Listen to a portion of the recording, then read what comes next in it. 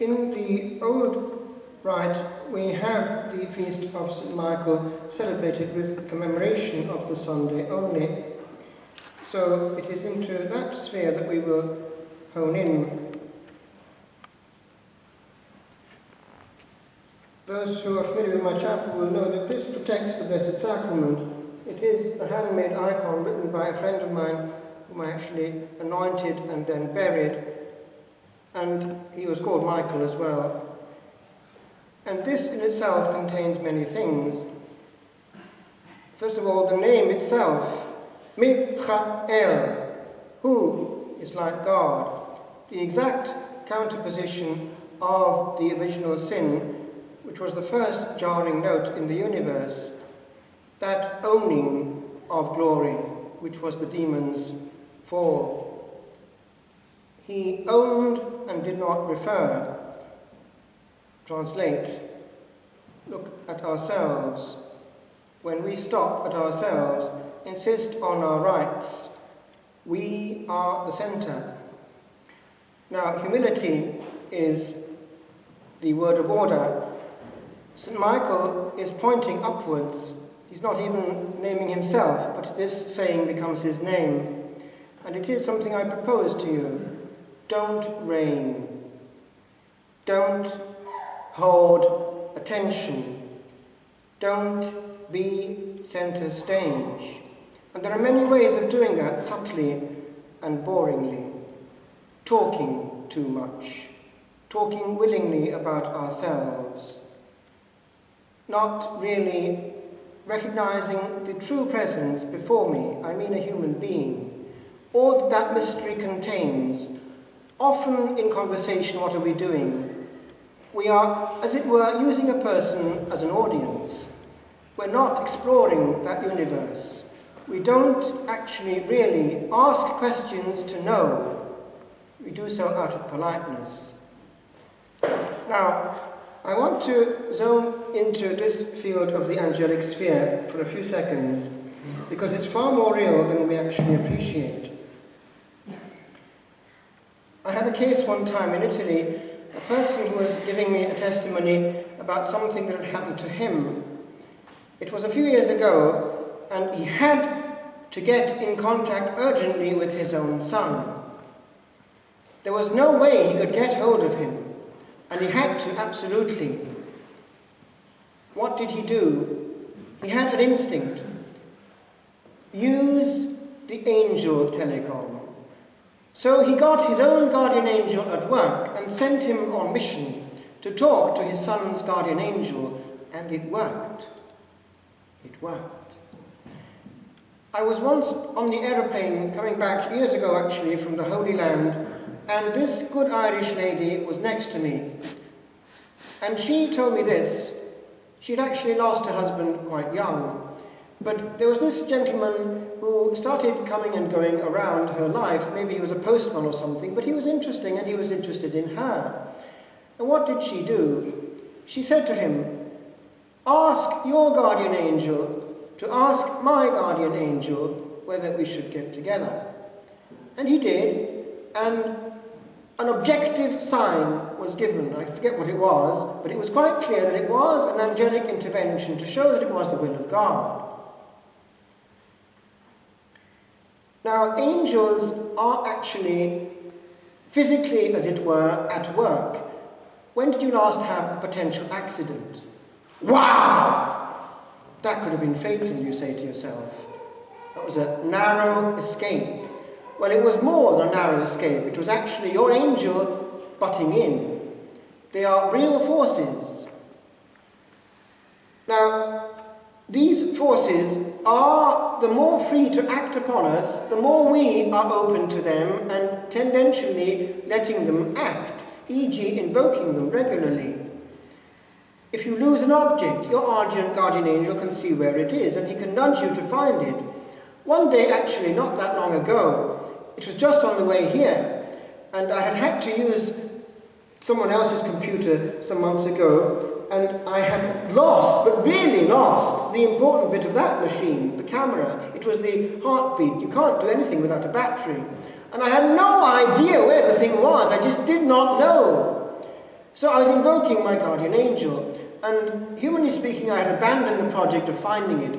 And out of the blue, this thought came, just a thought, in inverted commas. Look there. It was in the other person's house. Go back. And anyway, I mentioned it to the lady's house. And I think the intervention came on her side as well, because she had the brainwave. Have you looked under there? And that's where it was. And it was just in time to get here. But again, these are daily events which are genuine interventions. Are you sitting comfortably? Then I shall begin. This is kind of modern, because the angels are ever old and ever new. This lady was, one July evening, a 23-year-old lady was studying international law in Odessa and was supposed to arrive on the evening plane to Yaoundé, the capital city of Cameroon. At 6 o'clock, her parents learned from a message left on the answering machine that Elizabeth had encountered a problem in Dubai, where she was to change planes. Now, this is the person in the story, Elizabeth. Her name did not appear on the list of passengers, and you'll find out why in a minute, with the result that she could not fly. She had no money to buy another ticket, and she did not know what to do. Her brother, working in France, rang the agency seeking information on how to help her. And being left behind at the airport in such a dangerous country, she wanted advice first of all, but also practical help. Now the hours were flying by, and there was no news coming through, no phone call from her either. What happened? It was a family of faith. Her parents had asked for prayers, and the person who's writing this testimony decided to go into the chapel around 8 p.m. praying to, yes, St. Michael and her own guardian angel to help and care for this lassie. And she was quite insistent, actually. She was very familiar with the angel, and she asked this great angel not to stand by her like a painted doll, but that she should fly to her, that the angel himself should fly to her and get her out of this mess. Then, about midnight, came a short phone call. She would fly the next evening. These following words are her own. In Dubai, someone had sold my seat. Now that's pretty awful, isn't it? On the plane. And so my name did not appear on the list. What now? Around me were only Arab men, looking at my helplessness with looks of irony and pity. Requests, or even begging for help, went unaided. Holding the rosary which hung around my neck, I prayed. And this is her prayer. 5 times I was mugged in the Ukraine, and I am still alive because of you. Are you not going to leave me now? Please do something for me. When I turned, I saw a woman in a service window some distance away. I approached and began to present my problem. She said that at the moment there is nothing, there is no place available. Maybe there will be one in the evening. I had spent all my spare money in Vilnius for my baggage fee. Hungry and tired and without hope, I waited all day long, praying all the time. In the evening, I went to the window of the kindly lady. She said, and she just goes on to, she had a thought. She had a daughter of her age, and the thought came to her, what if that daughter of mine were in this predicament? And from then, she decided herself to pay for the ticket. So, this ticket came out of nowhere. Elizabeth slipped to the ground, too tired and too happy to cope. At that point, a student from California came up and offered to help her.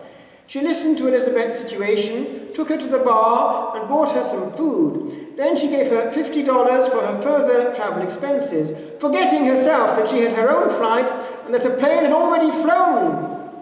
But she was able to afford to buy a new ticket for herself for $700 and continued helping Elizabeth until her departure. All this happened while I was sitting in the chapel before the Lord and asking him to help. It was to be considered that all this came through the intercession of St. Michael and the angels. Now, there's a similar one here, shorter, but it's also worth listening to. So listen again. During my vacation in my homeland, it's actually Poland, I had travelled back by train that afternoon from Gdynia to Warsaw. It was around 10 p.m. when the train stopped at the Western Railway station. Fear overcame me when I saw that I was alone, not only in the compartment, but in the whole carriage. Now, a woman on her own, a young woman, actually a nun.